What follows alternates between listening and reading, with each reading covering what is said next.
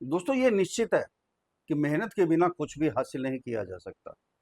लेकिन ये भी निश्चित है, जब तक मेहनत में बुद्धि का प्रयोग ना हो, दिमाग का प्रयोग ना हो, उस मेहनत का भी कोई फ़ायदा नहीं, कोई भी कीमत नहीं होती है।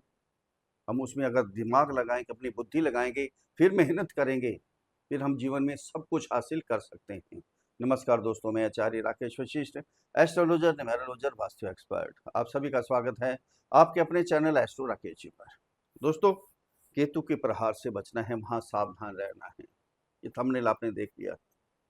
वृश्चिक राशि वालों के लिए देखते हैं आज इनको कहाँ-कहाँ सावधान रहना है, क्या उपाय करने हैं। अंत में अचूक उपाय भी आपको बताएंगे। केतु, राहु और केतु एक ही ग्रह हैं, छाया ग्रह हैं, शैडो ग्रह हैं। राहु सिर है, केतु पूंछ है।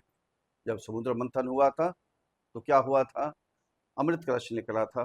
चालाकी से, चतुराई से राहु ने उसको ग्रहण किया था। फिर सूर्य और चंद्रमा ने विष्णु भगवान जी को बता दिया कि दानव होकर देवताओं की श्रेणी में खड़े हैं, अमृत चख रहे हैं। वहां उनकी गर्दन उड़ा दी। राहु सिर बन गए और केतु पूंछ बन गए। तभी राहु और केतु हमेशा दुश्मनी रखते हैं सूर्य और चंद्रमा से। अब राहु कहाँ गोचर कर रहे हैं? कुंभ राशि में गोचर कर रहे हैं। और केतु कहाँ गोचर कर रहे हैं? सूर्य की राशि सिंह राशि में गोचर कर रहे हैं। आपस में विरोधाभास है। जब भी सूर्य चंद्रमा को ग्रहण लगता है, राहु और केतु ही ग्रहण लगाते हैं। यही ब्रह्मांड में उनके आगे से निकलते हैं, तब ग्रहण का समय होता है। अब जन्म कुंडली के अंदर ही, गोचर में ही सिंह राशि में आ गए हैं, तो क्या प्रभाव होगा? इनसे बच के तो रहना ही है, सावधानी तो बरतनी ही पड़ेगी। सबने दिखा दिया, बहुत अच्छे अच्छे वीडियो बना दिए, राहु बहुत कुछ देने वाले हैं, शनि बहुत कुछ देने वाले हैं, गुरु बहुत कुछ देने वाले हैं, लेकिन केतु के बारे में किसी ने बात नहीं की। सावधानी रखनी भी बहुत ज़रूरी है। सब कुछ मिलेगा हमें, लेकिन सावधान होकर, बिल्कुल कहते हैं ना, दवाई लेने से, इलाज करने से उसका परहेज करना बहुत ज़रूरी होता है, सावधान रहना बहुत ज़रूरी होता है। यहाँ सावधानी हटी, दुर्घटना घटी, ये ध्यान रखना आपने। सावधान रहना बहुत ज़रूरी है यहाँ पर।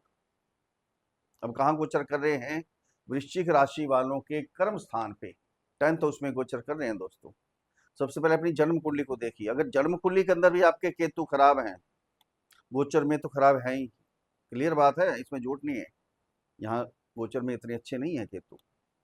अगर दोनों की तरफ एक ही प्रकार के हैं, खराब हैं, तो आपको तड़पा सकते हैं। इसलिए जानबूझकर आपने आलस नहीं करनी है, बैठना नहीं है, किसी के पास जाना है, किसी विद्वान के पास जाना है, जन्म कुंडली का विश्लेषण करवाना है, फिर उपाय करने हैं। उपाय कर लेंगे तो केतु भी मान जाएंगे, बहुत अच्छे फल देंगे आपको।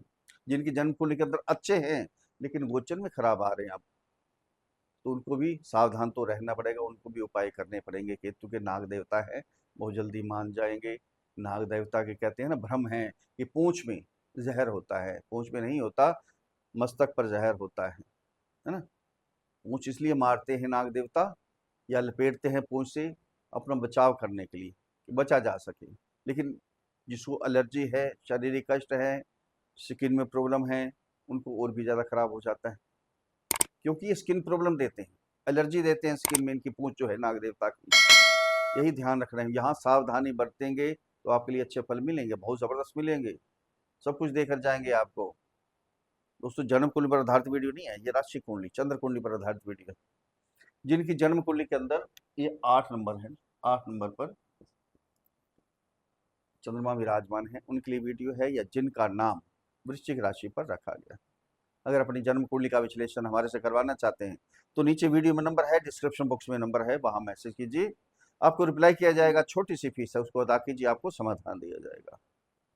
यहाँ ध्यान केंद्रित कीजिए, बिल्कुल प्रैक्टिकल आपको पता चलेगा कि कहाँ कहाँ केतु बैठे हैं, कहाँ देख रहे हैं, क्या सावधानी आपने बरतनी है। वृश्चिक राशि वालों ने कहाँ गोचर कर रहे हैं? आपके 10th हाउस में कर्म स्थान है।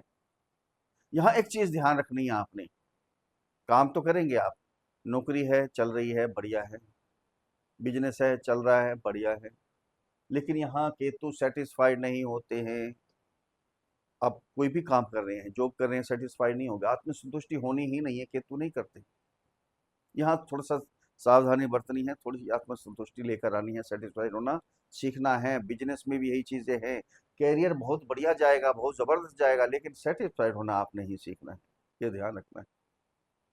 3 दृष्टियाँ होती हैं केतु की, 5, 7, 9, यहाँ से दृष्टि जाएगी आपकी सेकंड हाउस में। यहाँ वाणी पे थोड़ा अग्रेसिवपन हो सकता है, ईगो आ सकती है, यहाँ वाणी पे आपने कंट्रोल करना है। वाणी पे कंट्रोल करेंगे तो बहुत अच्छा रहेगा, क्योंकि कुटुंब का स्थान भी है। वाणी खराब होगी तो कुटुंब में मनमुटाव शुरू हो जाएगा, पति पत्नी के संबंध बिगड़ जाएंगे, लव रिलेशन में जो है उनके संबंध आपस में बिगड़ सकते हैं। परिवार में मनमुटाव होगा तो आपका काम करने का दिल भी नहीं करेगा, ये सोच लेना आप। वाणी पे कंट्रोल करना बहुत जरूरी है आपके लिए। यहाँ धन का स्थान है, सेविंग का स्थान है। धन बहुत इकट्ठा करेंगे, सेविंग भी होगी, लेकिन सावधानी बरतनी बहुत जरूरी है। अपनी जुबान पे कंट्रोल करना बहुत जरूरी है। यहाँ गलत संगत में भी आ सकते हैं, गलत व्यसनों में भी पड़ सकते हैं, उल्टे सीधे काम करना शुरू कर सकते हैं। धन इकट्ठा करने के लिए उल्टे काम नहीं करने, 2 नंबर के काम नहीं करने, झूठ नहीं बोलना, चालाकी से काम कीजिए ठीक है, लेकिन झूठ नहीं बोलना, चोरी चकारी नहीं करनी, बेईमानी नहीं करनी। ये केतु करवा देते हैं, हम नहीं करते, ये ग्रह हमारे से करवाते हैं। यहाँ से दृष्टि जाएगी आपके 4th हाउस, माता का ग्रह है। माता को भी थोड़ी सी शारीरिक कष्ट हो सकता है, चिंतित हो सकती हैं आपके प्रति, क्योंकि राहु पहले यही विराजमान है, केतु की ओर दृष्टि आ गई। थोड़ा सा कोई भी बीच में आकर आपकी माता से आपको अलग करने की कोशिश कर सकता है, आपस के में थोड़ी सी कटास आ सकती है, मनमुटाव हो सकता है, यह ध्यान रखना है। उनको शारीरिक कष्ट भी हो सकता है। यहाँ प्रॉपर्टी तो खरीदेंगे, घर के सुख बढ़ाने के लिए बहुत कुछ करेंगे, लेकिन प्रॉपर्टी तो खरीद ली, लेकिन किसी के बहकावे में नहीं आना प्रॉपर्टी लेने के लिए। गाड़ी लेनी है, ज्वेलरी लेनी है, कुछ भी लेना है, आपने शॉपिंग करनी है, कुछ न कुछ करेंगे, ज़रूर करेंगे, चेंजिंग होगी, घर में रेनोवेशन भी करवा सकते हैं, मकान ले सकते हैं, फिर सेटिस्फाइड ना हो, लो जी इससे अच्छा मिल जाता थोड़ी और रुक जाते, अब मोबाइल ले लिया, नहीं अब नया मॉडल आने वाला था वो ले लेते। ये चीज़ आपके दिमाग में रहेगी, ये आपने सोचना है। इन चीज़ों से दूर रहेंगे तो बढ़िया रहेगा आपके लिए। यहाँ से दृष्टि जाएगी 9वीं दृष्टि आपके 6th हाउस में। आपकी वाणी पर अगर कंट्रोल नहीं होगा तो शत्रु आपके बन जाएंगे, नेचुरली बात है। यहाँ भी पॉलिटिक्स होनी शुरू हो जाए, पॉलिटिक्स नहीं होने देना, आपने खुद भी पॉलिटिक्स नहीं करनी है, ध्यान रखना है।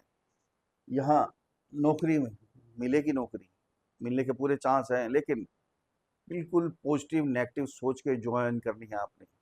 ऐसा ना हो लेने के बाद, ज्वाइन करने के बाद फिर पछताना पड़े आपको कि कहाँ फंस गए हम, इससे अच्छा तो पहले ठीक थे। ये ध्यान रखना है आपने।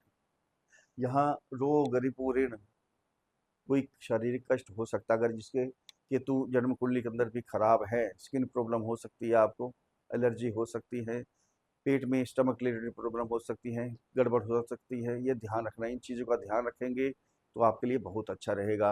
अगर सावधान नहीं बरतेंगे आप तो मुसीबत खड़ी कर सकते हैं आप। कहते हैं सावधानी हटी दुर्घटना घटी, ये आपने बिल्कुल बिल्कुल ध्यान रखना है इन चीज़ों का। अगर थोड़ी सावधानी बरत लेंगे तो बहुत अच्छे फल मिलेंगे आपको। अगर मेरे समझाने का तरीका आपको अच्छा लगा है तो चैनल को सब्सक्राइब करें, वीडियो को फॉलो करें, शेयर करें, लाइक करें, छोटा सा कमेंट लिखकर भेजें। जय श्री राम, हर हर महादेव। बड़ी प्रसन्नता होगी। अब उपाय क्या करने हैं आपने, आपकी राशि के स्वामी हैं मंगल, हनुमान चालीसा बोलिए, हनुमान जी की पूजा कीजिए, कल्याण होगा आपका। वैसे भी जो प्रभाव होता है, केतु और मंगल एक जैसा प्रभाव होता है, हनुमान जी को मनाइए, केतु भी प्रसन्न हो जाएंगे। फिर केतु का बीज मंत्र ओम स्त्राम श्रीम श्रौम सह केतवे नमः, इस मंत्र की एक माला का जाप करते रहेंगे, कल्याण होगा, आशीर्वाद मिलेगा। स्ट्रीट हो उनकी सेवा करते रहें, दूध पिलाएं, बिस्किट खिलाएं, उनकी सेवा करते रहें, कल्याण होगा। बैगर्स की उनकी सेवा करें, सूरदास की सेवा करें, असहायों की मदद करते रहें। फिर मिलते हैं अगले वीडियो में, तब तक के लिए हर हर महादेव।